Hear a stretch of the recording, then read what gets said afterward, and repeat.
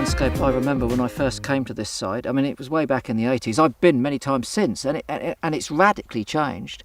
For a long time, it was very closely grazed with lots of broken ground, which provided opportunities for some Breckland specialist plants. But now it's a piece of grassland. What's been going on? So this change in habitat has really been caused by a massive decline we've experienced in rabbits.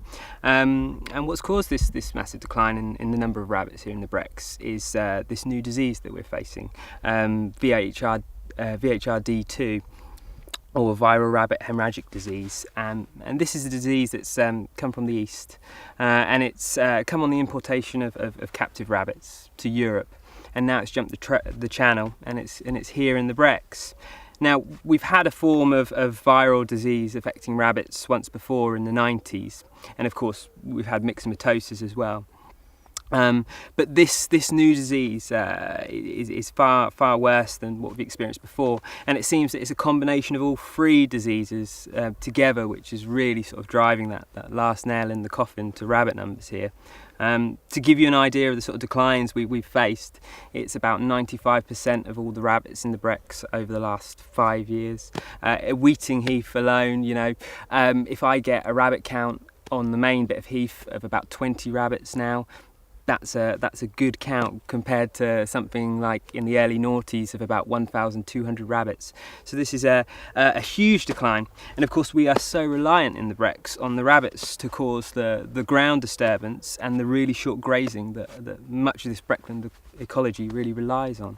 It's a bit of a paradox, really, because obviously they're non-native species. They were brought here for hundreds of years. They were either exploited for their meat and fur when there was the warrening was a huge sort of business here in the Brecks, but then they became an agricultural pest, and now we're lamenting the loss of these animals. Yes, yeah, it's very odd, whereas probably most of the UK are sort of quite happy with a reduction in rabbits, especially in the agricultural areas.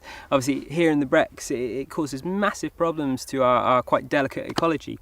The species here in the Brecks of the flora and the invertebrates and ground nesting birds like the stone curlews, they've all evolved to need this bare ground and this constant ground disturbance. And that's always been provided here by the rabbits. So what are you doing instead? You're disturbing your own ground, I presume. That's right. So without the rabbits, we're having to find more novel ways, really, of replicating that sort of ground disturbance. So to get sward height down, we're having to turn to grazing more with livestock, more than we ever have. So we use ponies and sheep out here now.